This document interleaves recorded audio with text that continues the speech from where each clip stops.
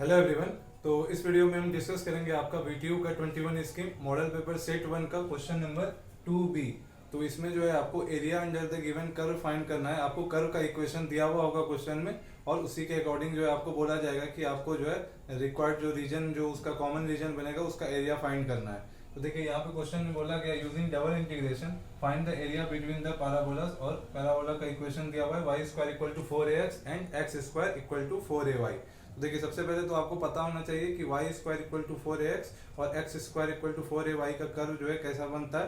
तो I think आप लोगों ने पढ़ा होगा पहले क्लास 12 में भी, जब आप लोगों ने एप्लीकेशन ऑफ इंटीग्रल पढ़ा होगा तो वहाँ पे भी ये क्वेश्चन बहुत ही फेमस था, जहाँ पे आपको एरिया निकालने के लिए बोला जाता था और वहाँ पे हम लोग सिंगल इंटीग्रेशन से निकालते थे, लेकिन यहाँ पे हम डबल इंटीग्रेशन से निकालेंगे। तो देखते हैं। तो सबसे पहले हम क्या करेंगे, सबसे पहले हम कर्व ड्रॉ करेंगे।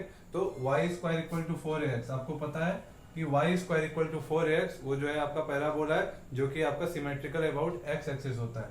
तो ये जो होगा आपका ये कर्व हो जाएगा आपका y square equal to 4ax और फिर x square equal to 4ay second curve है आपका।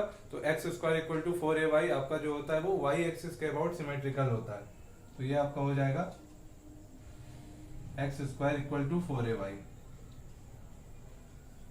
तो अब आपको यहाँ से जो कॉमन रीजन है जिसका आपको एरिया फाइंड करना है वो पता करना है। तो आपको यहाँ से क्लियरली पता चल रहा होगा कि कॉमन रीजन जो है आपका ये वाला पार्ट है। तो यही सैडेड रीजन का जो है आपको एरिया फाइंड करना है डबल इंटीग्रल की हेल्प से।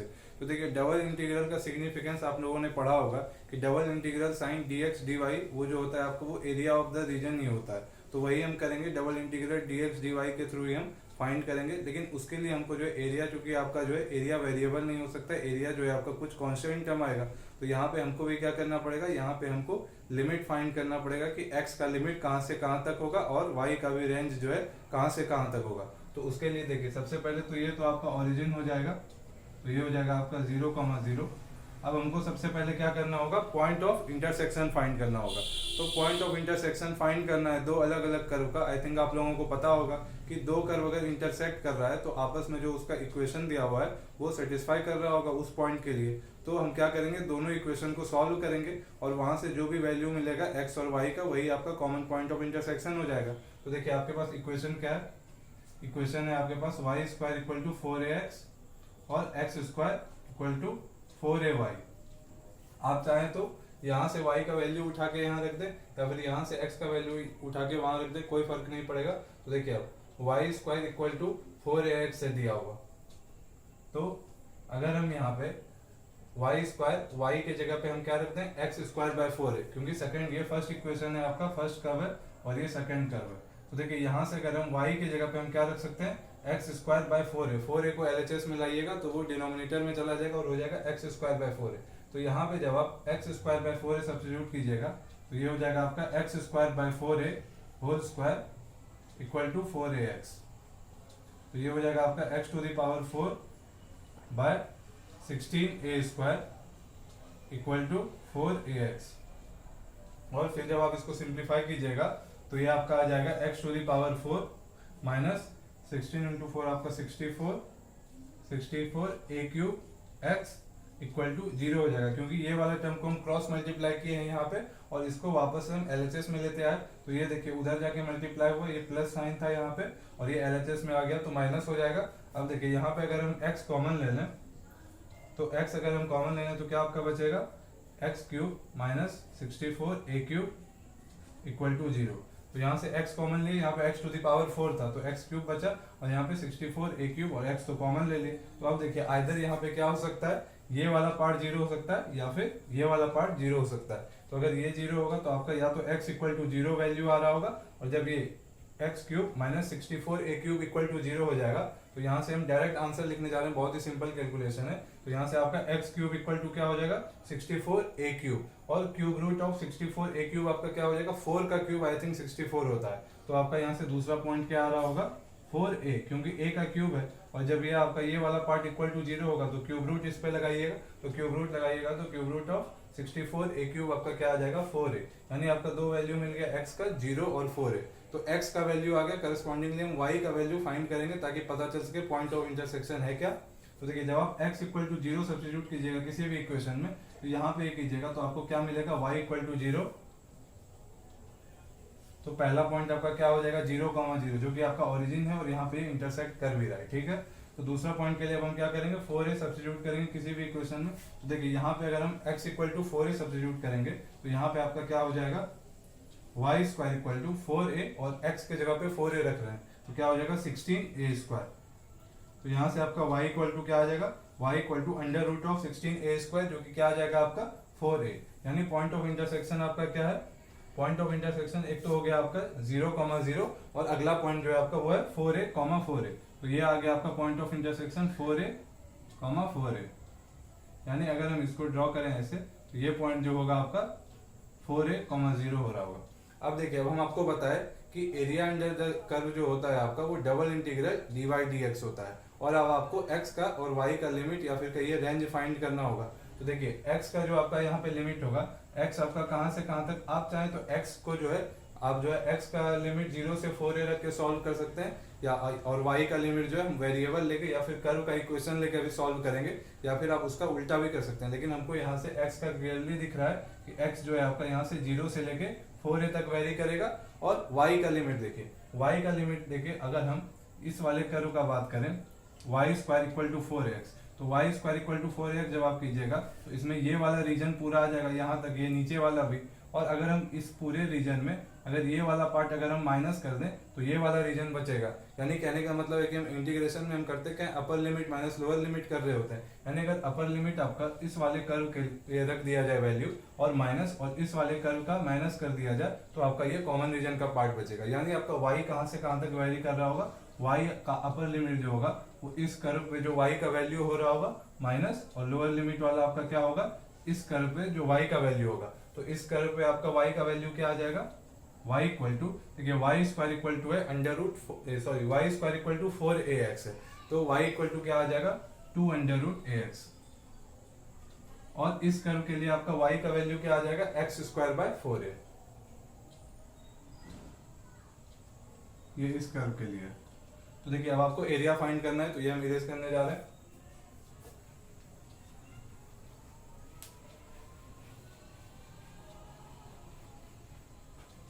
तो देखिए एरिया जो होगा आपको जैसा कि बताया डबल इंटीग्रल dy dx।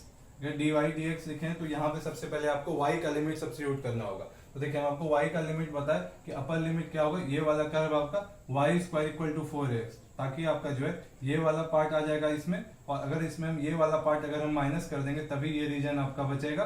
तो देखिए अपर लिमिट में क्या आ जाएगा आपका y का वैल्यू इस कर्व पे क्या है आपका 2 अंडर रूट ax, तो यहाँ पे आपका हो जाएगा 2 अंडर रूट ax और लोअर लिमिट में आपका क्या आ जाएगा x स्क्वायर बाय 4a, तो y equal to x square by 4a और फिर उसके बाद x आपका 0 से 4a तक वेरी कर रहा था तो x इक्वल टू 0 से 4a तक। अब नॉर्मल आपको इंटीग्रेट करना है, आपको बता चुके हैं कैसे इंटीग्रेशन होता है। तो सबसे पहले dy का होगा तो dy का इंटीग्रेशन क्या हो जाएगा y और फिर y पे फिर आपका क्या होगा upper limit minus lower limit substitute कीजिएगा। तो हम डायरेक्ट एक स्टेप जंप कर रहे हैं तो डायरेक्ट हम लिखने जा रहे हैं क्या हो जाएगा 2 under root ax minus x square by 4a dx। और x आपका कहां से कहां तक वेरी कर रहा है 0 से 4a तक। अब देखिए अब आपका ये सिंपल इंटीग्रेशन है। अब आपको x के रेस्पेक्ट में इसको इंटीग्रेट करना है। तो देखिए सबसे फर्स्ट वाला जो है आपका यहाँ पे 2 अंडर रूट ax, तो अगर हम अंडर रूट ax को root a into root x लिख दें तो आपका 2 अंडर रूट a जो है पहला वाला पार्ट जो है वो कांस्टेंट हो जाएगा। कहने का मतलब है कि 2 under root a as it is रहा। और देखिए रूट x को हम क्या लिख सकते हैं x to the power 1 by 2 और x to the power n का इंटीग्रेशन आपको पता है क्या होता है x to the power n plus 1 by n plus 1। तो 1 बाई 2 प्लस 1 आपका क्या हो जाएगा 3 बाई 2, तो x to the power 3 by 2 by बाय 3 बाई 2।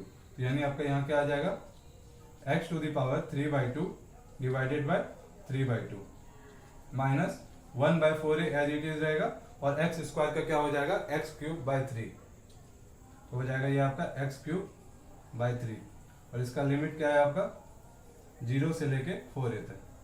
अब बहुत ही सिंपल है, सिर्फ आपको वैल्यू सब्स्टिट्यूट करना है और सिंपलीफाई करना है। तो देखते हैं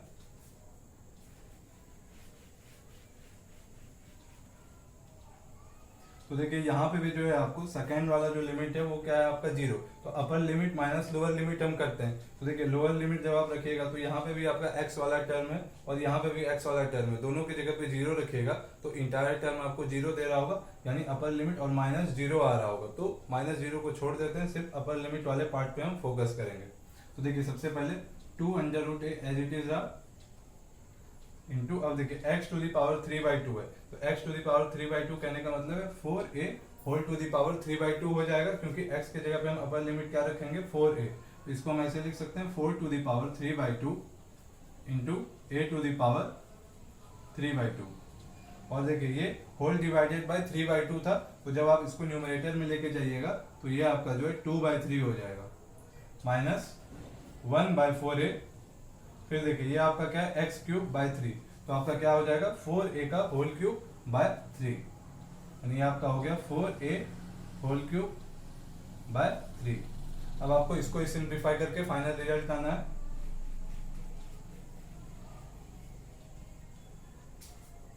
तो अब यहाँ पे देखिए बहुत ही सिंपल सिंप्लीफिकेशन है, सिर्फ आपको ध्यान से देखना है। यहाँ पे देखिए a टू दी पावर 3/2 है और यहाँ पे √a को हम a टू दी पावर 1/2 लिख सकते हैं या फिर कह भी सकते हैं। तो फिर आपका देखिए बेस अगर सेम रहता है तो पावर ऐड हो जाता है। हम आपको बताए थे कि a to the power m into a to the power n आपका क्या होता है a to the power m plus n। Similarly यहाँ पे मान लीजिए कि m के जगह पे आपका क्या है a to the power 1/2 into a to the power 3/2, तो a to the power 1/2 plus 3/2 I think आपका क्या आ जाएगा a² आ जाएगा। तो हम डायरेक्ट यहाँ पे लिखने जा रहे हैं, ये तो आपका आ जाएगा 2 इंटू 2 4, तो 4/3 इंटू ये क्या हो जाएगा ये दोनों मिलके a²। अब देखिए 4 टू दी पावर 3/2, तो 4 टू दी पावर 3/2 डायरेक्ट अगर आपको वैल्यू नहीं पता है, ऐसे नहीं पता होता है, इसको हम कैसे लिख सकते हैं 4 टू दी पावर 3/2 को हम ऐसे भी लिख सकते हैं 4 टू दी पावर 1 प्लस 1/2, क्योंकि 1 प्लस 1/2 आपका क्या होता है 3/2। फिर सिमिलरली देखिए इस फॉर्मूला के अप्रोच से अगर देखिए ये वाला पार्ट इक्वल टू ये है तो RHS के साइड से देखिएगा तो इसको भी हम इस फॉर्म में लिख सकते हैं। कहने का मतलब है कि 4 टू दी पावर 1 प्लस 1/2 को हम क्या लिख सकते हैं 4 to the power 1 into 4 to the power 1/2। तो 4 टू दी पावर 1 आपका क्या हो जाएगा 4 हो जाएगा और 4 टू दी पावर 1/2 है यानी √4 है, और √4 का वैल्यू आपको पता है क्या होता है 2 होता है। तो यानी ये आ गया 4 इंटू 2 इक्वल टू 8, यानी ये वाला वैल्यू आपका क्या आ रहा होगा 8 आ रहा होगा। तो 8 लिख दिए माइनस, अब देखिए यहाँ पे जो है आपका एक 4a और एक 4a आपस में कैंसिल हो रहा होगा, या फिर ऐसे भी कर सकते हैं कि इसका पावर 1 है, ये न्यूमरेटर में जाएगा तो 3 - 1 आपका 2 हो जाएगा, तो 4a का होल स्क्वायर बचेगा। तो 4a का होल स्क्वायर आपका क्या हो जाएगा 16a²/3। उसके बाद देखिए अब यहाँ पे आपको क्या करना है, अब आपको यहाँ पे सिंपली सब्ट्रैक्ट करना है। तो ये आपका आई थिंक हो जाएगा 32, 8 इंटू 4 32a²/3 माइनस 16a²/3। जब आप इसको सिंप्लीफाई कीजिएगा तो ये आपका आ जाएगा 32a² माइनस 16a²/3, क्योंकि 3 दोनों के डिनोमिनेटर में है तो 3 इसका एलसीएम आ जाएगा और 32 माइनस 16 आपका क्या आ जाएगा 16। तो फाइनल आंसर क्या आ जाएगा, फाइनल आंसर हो जाएगा 16a²/3। तो यही जो है आपका ये जो x² = 4ay और दूसरा पैराबोला क्या था y² = 4ax, तो उसके बीच में जो कॉमन रीजन का एरिया आएगा वो आपका आ जाएगा 16a²/3। तो आपका सेकंड मॉडल पेपर में भी एक आपका एरिया नहीं बल्कि वॉल्यूम से रिलेटेड एक क्वेश्चन है, तो वो क्वेश्चन भी हम देखते हैं कि कैसे हम डबल इंटीग्रल, एक्चुअली क्वेश्चन में आपका मेंशन किया हुआ है कि डबल इंटीग्रल के हेल्प से बनाना है। वैसे जनरली वॉल्यूम जो हम ट्रिपल इंटीग्रल से ही बनाते हैं, लेकिन डबल इंटीग्रल से बोला गया तो देखते हैं कि कैसे बनाएंगे उसको। तो क्वेश्चन देखते हैं पहले।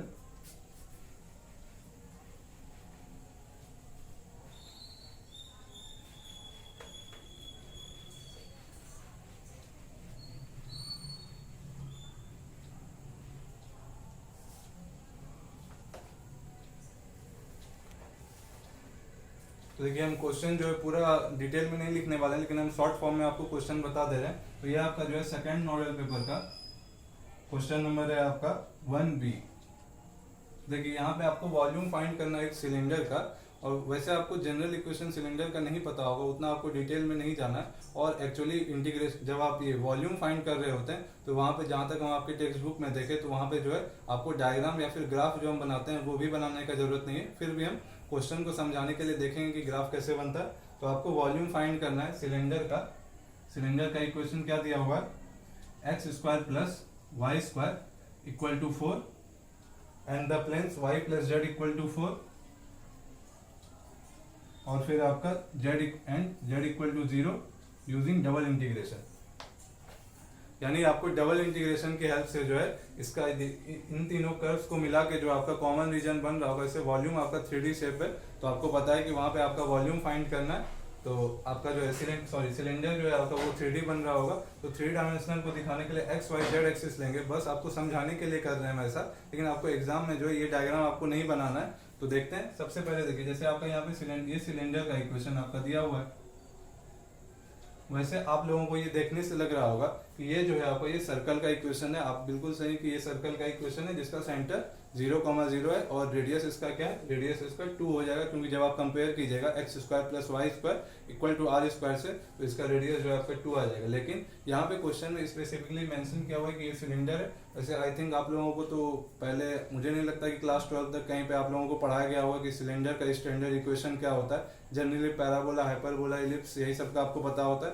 तो वैसे जब क्वेश्चन आया तो देख ही लेते हैं। ये जो है आपका अगर x square plus y square equal to a square अगर किसी सिलेंडर का इक्वेशन दिया हुआ है तो कहने का मतलब कि वो सिलेंडर जो होगा आपका वो जेड एक्सिस के अबाउट जो है जेड जो है उसका एक्सिस हो रहा होगा। कहने का मतलब ये सिलेंडर जब भी हम ड्रॉ करते हैं तो किसी एक्सिस के अकॉर्डिंगली ड्रॉ हो रहा होता है। तो एक्चुअली ये जो सिलेंडर है ये इसका एक्सिस जो है जेड एक्सिस है और इस सिलेंडर का लेंथ इनफाइनाइट होगा। क्यों इनफाइनाइट होगा, क्योंकि जेड जो है यहाँ पे जेड का कोई वैल्यू स्पेसिफिकली मेंशन नहीं किया हुआ। यानी ये जो है आपका ये सिलेंडर इंक्रीज होता हुआ रहेगा, लेकिन इसको जो है रेस्ट्रिक्ट करने के लिए और भी इक्वेशन दिया हुआ है तो वो हम देखेंगे। यानी अगर हम इसको एक्सिस के फॉर्म में बनाएं, एक्चुअली इसको हम 3 डायमेंशनल में दिखा रहे हैं, एक्चुअली बोर्ड पे ऐसा बना रहे हैं तो वैसे जो है इसको बनाना कोई जरूरी नहीं है। तो अगर हम इसको मान लें y, ये हो गया आपका z और ये हो गया आपका x एक्सिस। तो देखिए ये जो है आपका यही सिलेंडर का इक्वेशन, एक्चुअली ये सिलेंडर जो है इनफाइनाइट लेंथ का है क्योंकि z आपका आर्बिट्ररी है वैल्यू जो कि आपका जो है लगातार इंक्रीज होते जा रहा है। अगर ऐसा इक्वेशन दिया हो, ये बस अभी समझ लीजिए कि ऐसा इसका जो है शेप बनता है अगर इक्वेशन ऐसा दिया हो, क्योंकि पहले आपको सिलेंडर का इक्वेशन स्टैंडर्ड इक्वेशन नहीं बताया गया। फिर देखिए y plus Z equal to 4 दिया हुआ है। y plus Z equal to बहुत ही सिंपल है, जैसे y equal to M X plus C का ड्रॉ करते हैं वैसे ही y plus Z equal to 4 का ड्रॉ कर लीजिए। जब आप y plus Z equal to 4 का ड्रॉ कीजिएगा, सिंपल सा है, एक बार आप एक को 0 रखे तो दूसरे का वैल्यू y अगर 0 रखे तो z का वैल्यू 4, z 0 रखे तो y का वैल्यू 4। यानी अगर हम यहाँ से कोई स्ट्रेट लाइन मान लेते हैं तो ये पॉइंट आपका क्या आ रहा होगा 4,0। अगर हम y z प्लेन मान रहे हैं तो y का वैल्यू पहले लिखेंगे तो 4,0 और ये पॉइंट आपका कहीं पे आ रहा होगा 0,4। यही आपका स्ट्रेट लाइन ऐसा बन रहा होगा। उसके बाद z इक्वल टू 0, तो z इक्वल टू 0 तो z equal to 0 y axis पे भी होता है और आपका x एक्सिस पे भी होता है। तो यहाँ पे भी आपका z इक्वल टू 0 होता है और यहाँ पे भी आपका z इक्वल टू 0 होता है। अब देखिए टेक्स्ट बुक में आपका डायग्राम नहीं बनाया हुआ और हम ऐसा भी देखें कि कुछ वैल्यू सब्स्टिट्यूट कर लेते हैं अपने मन से मान करके, उससे बच्चों को थोड़ा बहुत कंफ्यूजन आता है। हमको भी समझ में नहीं आता था कि कैसे जो है डायरेक्ट जो है किसी का वैल्यू एक का वैल्यू 0 रख दे रहे हैं और दूसरे का फिर लिमिट फाइंड कर दे रहे हैं। लेकिन हमको आई थिंक लगता है कि ऐसे समझने में आसानी होता है जब हम ग्राफ बना के ड्रॉ करते हैं। तो देखिए ये आपका क्या है, ये वाला लाइन था y plus Z equal to 4। Exam में आपको जो ये ड्रॉ नहीं करना है, ये है आपका x square plus y square equal to 4 और ये हो गया आपका z इक्वल टू 0।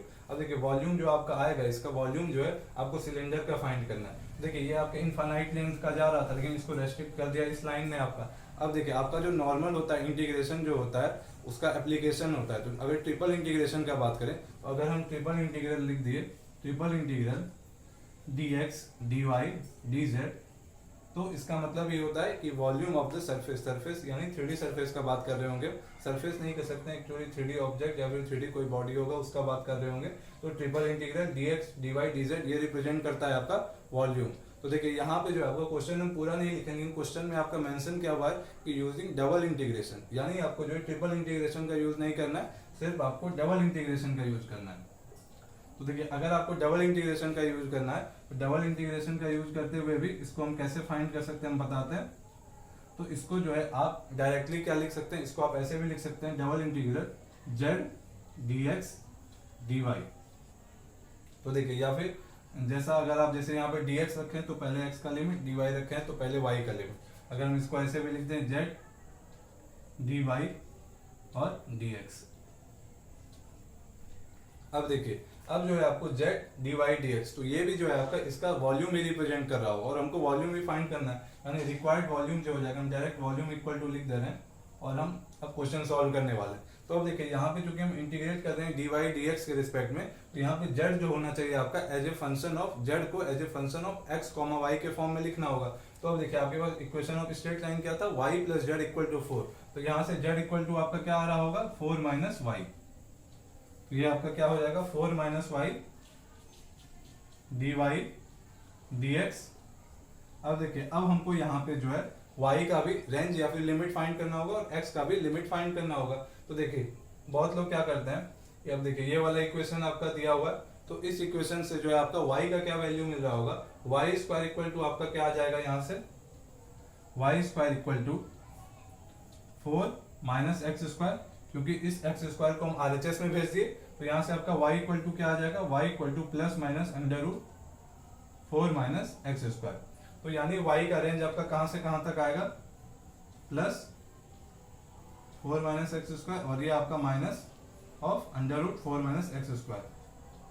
अब देखिए बहुत लोग क्या करते हैं कि आपका x का लिमिट फाइंड करने के लिए y इक्वल टू 0 सब्स्टिट्यूट कर देते हैं। तो देखिए अब आपको x का लिमिट अगर फाइंड करना है तो आप ये वाला जो है ये आपका x एक्सिस है और ये वाला चूंकि ये 3D सरफेस है, मतलब 3D ऑब्जेक्ट बना है तो आपको एक्चुअली विजुअलाइज नहीं हो पा रहा होगा, लेकिन ये वाला जो है ऐसे करके ये x एक्सिस पे ऐसे रखा हुआ है। तो ये वैल्यू जो होगा आपका यहाँ पे, तो ये देखिए सिलेंडर का जो आपका बॉटम सरफेस होता है वैसे आप सिलेंडर को ऐसे भी इमेजिन कर सकते हैं कि सर्कल के ऊपर बहुत सारा सर्कल रखा हुआ है। तो ये जो है आपका ये एक सर्कल है, देखिए ये एक सर्कल है और आपको पता है कि ये ओरिजिन है, सेंटर है, ये जो सर्कल का जो सेंटर होगा वो ओरिजिन होगा, क्योंकि आपका इक्वेशन भी दिया हुआ है x square plus y square equal to 4।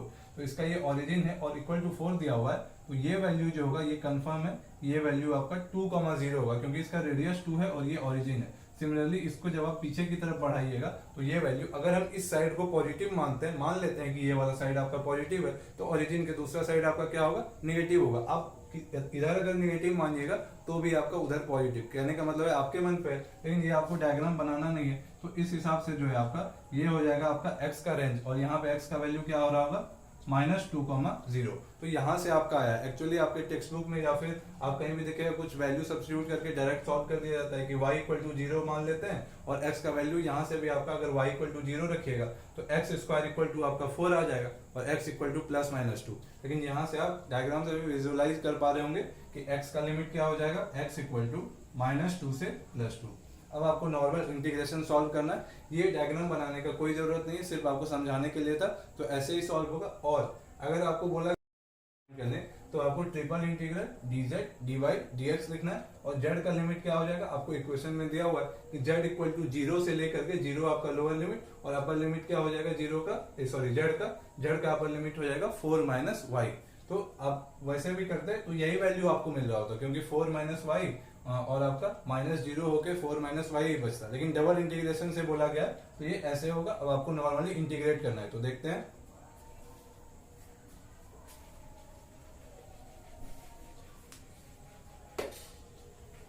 तो देखिए 4 माइनस वाई डी वाई, तो इसका इंटीग्रेशन y के रिस्पेक्ट में कर रहे हैं तो क्या आ जाएगा 4y minus Y square by 2 और इसका लिमिट का जो वैल्यू है यानी आपका अपर लिमिट क्या था plus of 4 minus x square under root था और minus of under root 4 minus x square और ये आपका बाहर में dx होगा और x का लिमिट कहां से कहां तक था -2 से +2, -2 से +2। अब देखिए अब जो है यहाँ पे upper limit minus lower limit होगा, y के जगह पे हम क्या सब्स्टिट्यूट करेंगे, एक बार plus of under root of 4 minus x square और दूसरी बार minus of under root of 4 minus x square. तो देखिए ये आपका क्या हो जाएगा 4 और y की जगह पे एक बार हम ये रखेंगे तो 4 minus x square upper limit minus lower limit. तो देखिए लोअर लिमिट में माइनस साइन पहले से लगा हुआ है यहाँ, और ये माइनस लग रहा है आपका, क्योंकि ये इंटीग्रेशन का बेसिक फॉर्मूला होता है सॉल्व करने का। तो अपर लिमिट माइनस, और ये भी माइनस है आपका, जब आप y की जगह वैल्यू रखिएगा तो वो आपका प्लस दे देगा। तो प्लस ऑफ क्या आ जाएगा 4 माइनस एक्स स्क्वायर, ये हो गया। फिर माइनस 1/2 वाई स्क्वायर। तो एक बार हम क्या करेंगे, y की जगह पे क्या रखेंगे, अंडर रूट 4 माइनस एक्स का, sorry under root 4 minus x square का होल स्क्वायर माइनस, और एक बार इसका स्क्वायर हो जाएगा। देखिए इसका स्क्वायर भी होगा, तो ये आपका माइनस साइन यहाँ पे लगा हुआ है, तो माइनस का होल स्क्वायर आपका प्लस दे रहा होगा, यानी आपका क्या मिलेगा, under root 4 minus x square का होल स्क्वायर। क्योंकि आपका ये माइनस साइन का स्क्वायर करने पे ये जो है प्लस ही दे रहा होगा, इसलिए यहाँ पे हम माइनस साइन नहीं लिखे। अगर आप लिख भी दीजिएगा तो कोई दिक्कत नहीं है।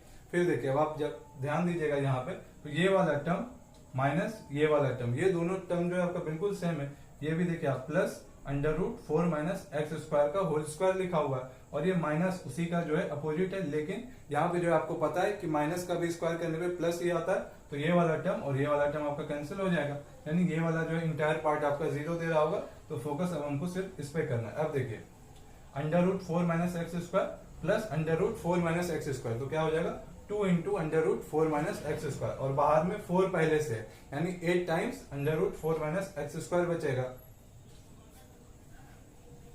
तो ये आपका क्या दे रहा होगा, ये हो जाएगा 8 times under root 4 minus x square dx, और ये इंटीग्रल आपका -2 से +2।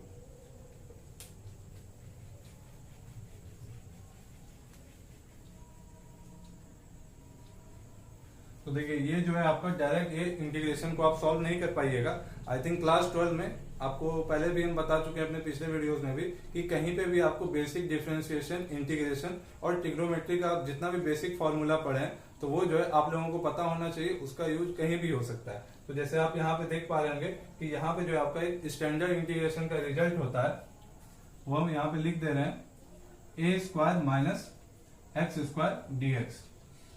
तो देखिए कुछ वैसा ही फॉर्म यहाँ पे बन रहा है, क्योंकि ये 8 आपका कांस्टेंट है, तो अभी हम इसको इंटीग्रल साइन से बाहर ले रहे हैं।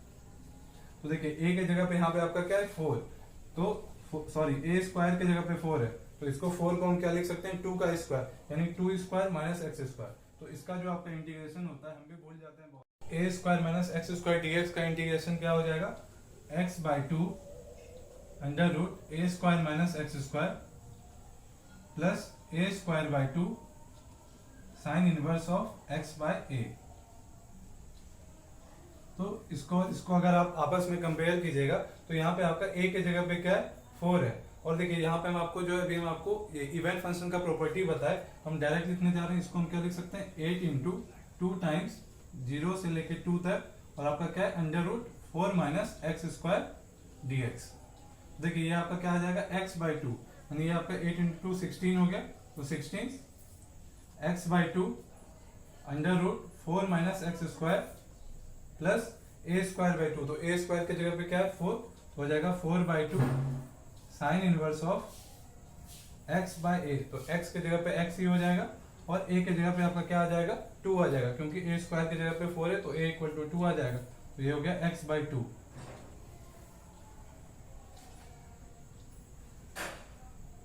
और x का लिमिट कहां से कहां तक है आपका 0 से लेके 2 तक, तो ये हो जाएगा 0 से 2।